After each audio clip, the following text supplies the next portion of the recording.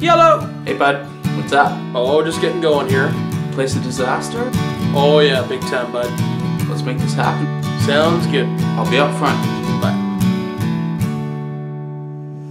Let's go to the McDons house. Let's go to the McDons.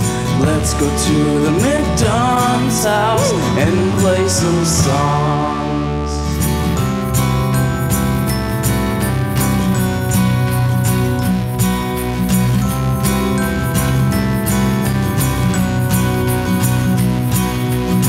Let's go to the McDons house. Let's go to the McDons. Let's go to the McDons house and play some songs. Thanks, everybody.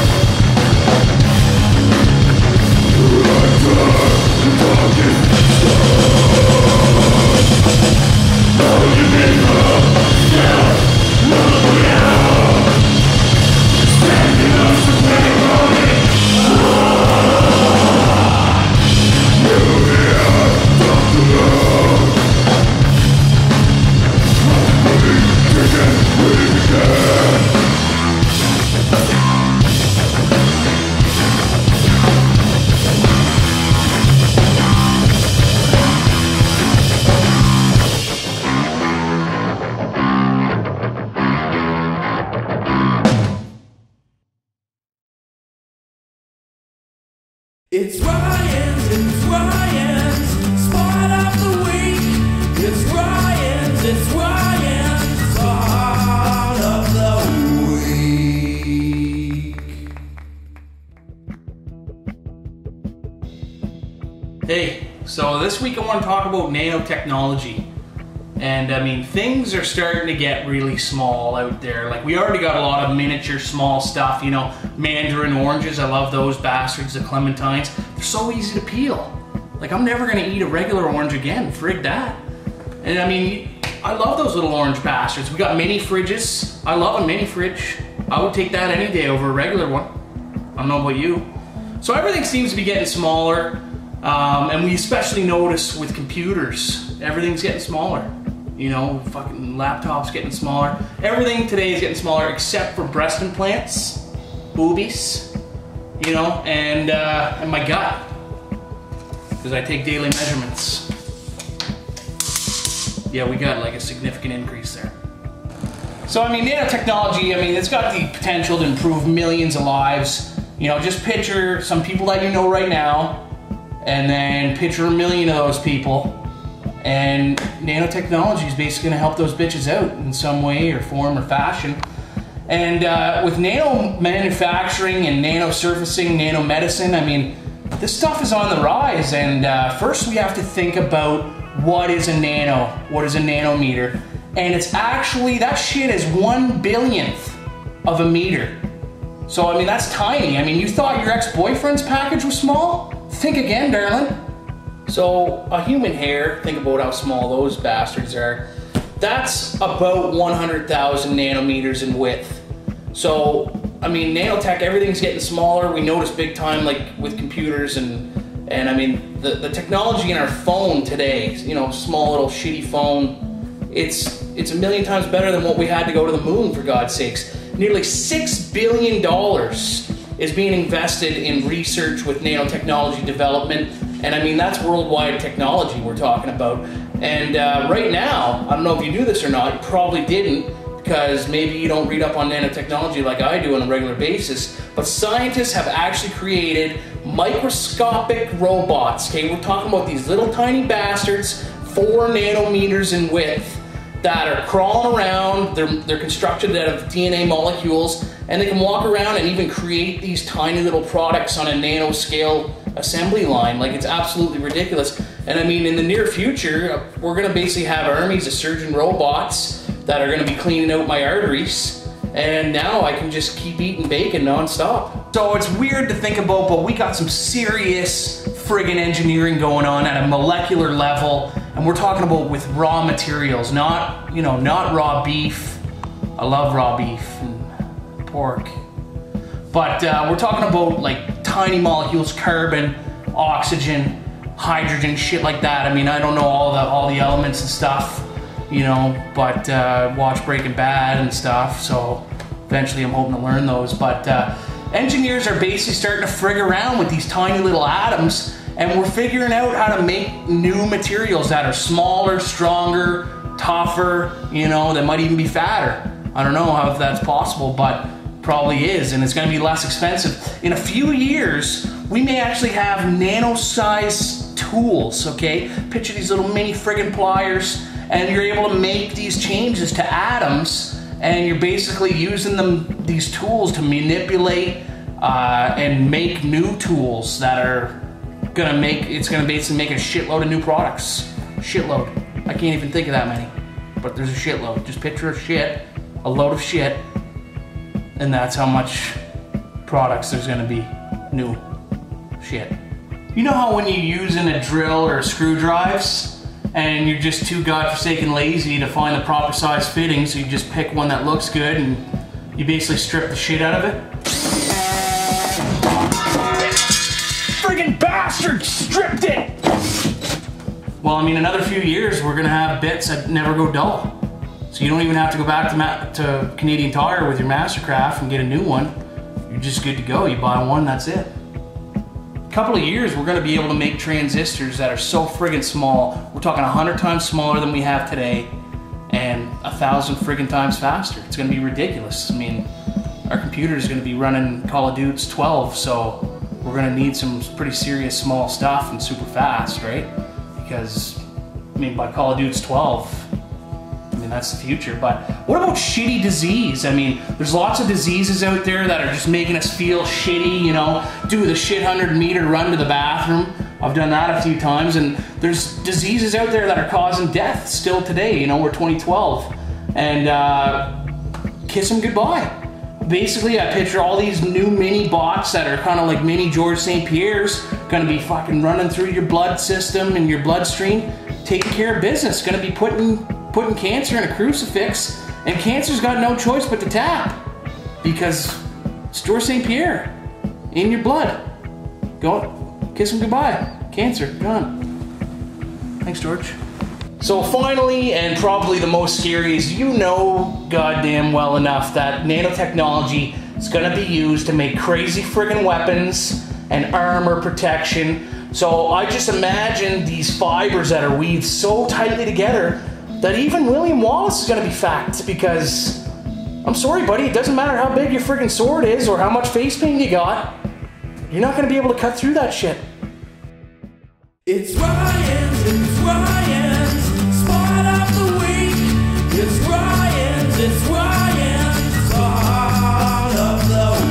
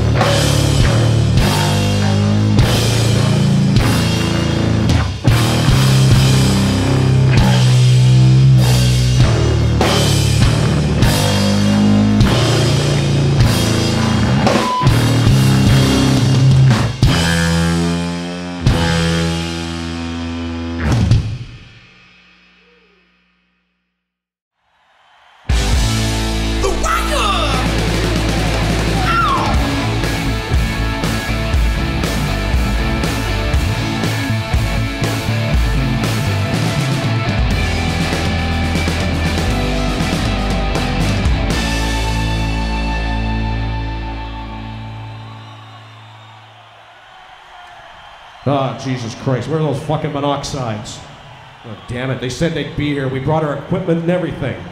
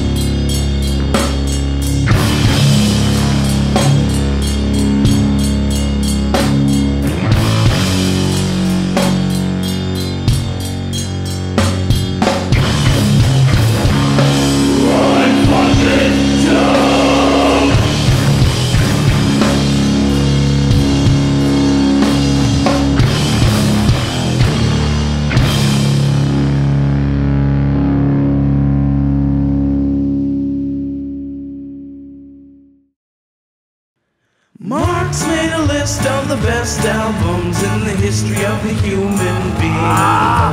Records we all should talk about. An album we could all listen to this week. So listen, so learn, so read on. You gotta turn the page of the book of Taliesin. And here's some words of Taliesin.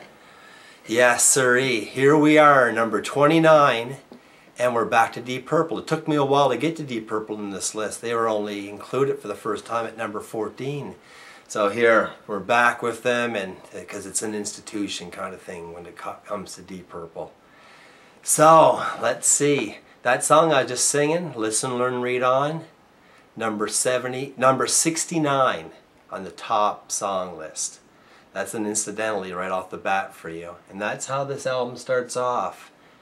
And think of it. This is Deep Purple's second album, released November 1968. The first album was released June 1968.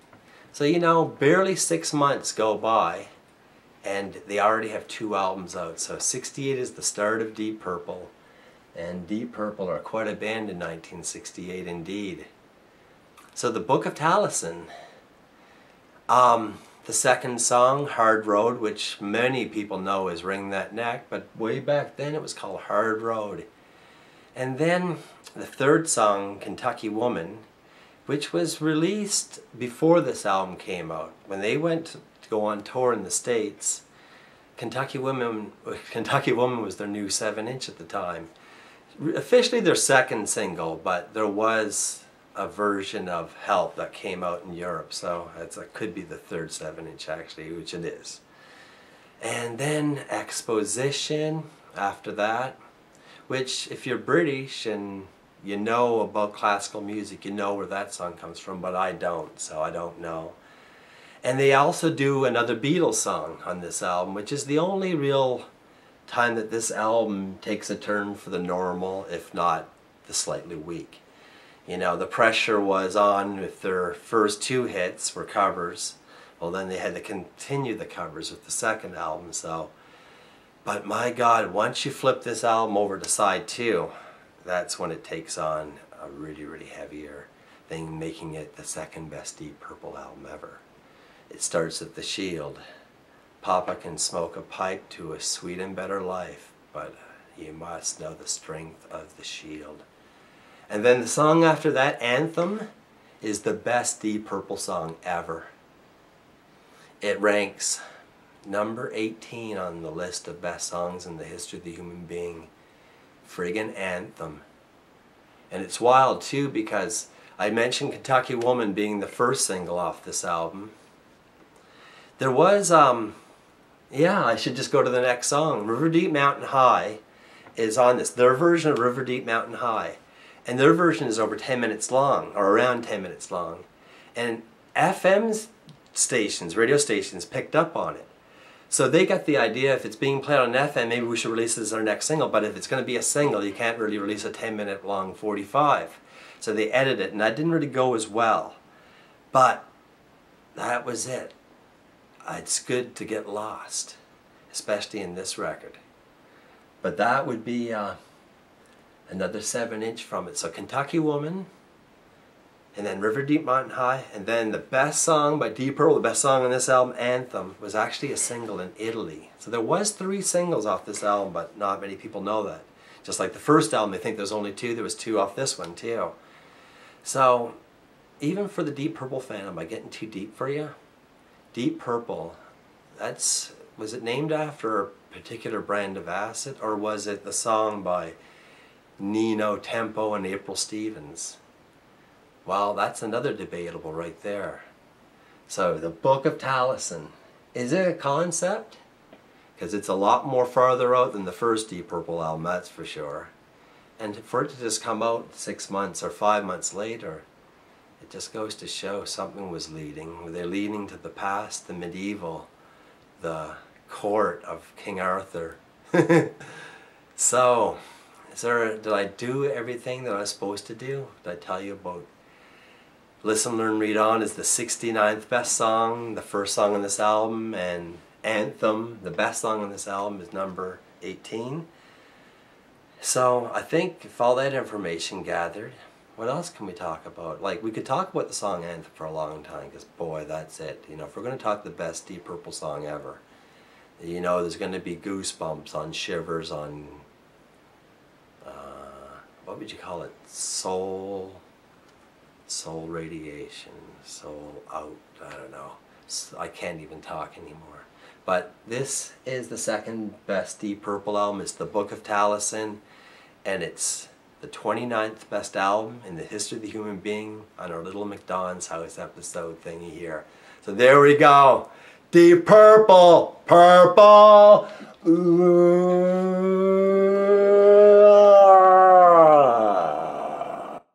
Mark's made a list of the best albums in the history of the human being. Records we all should talk about. An album we could all listen to this week.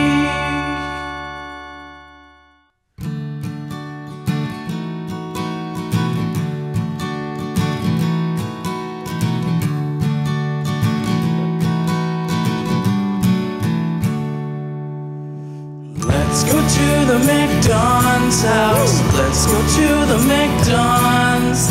Let's go to the McDons house and play some songs. Thanks, everybody.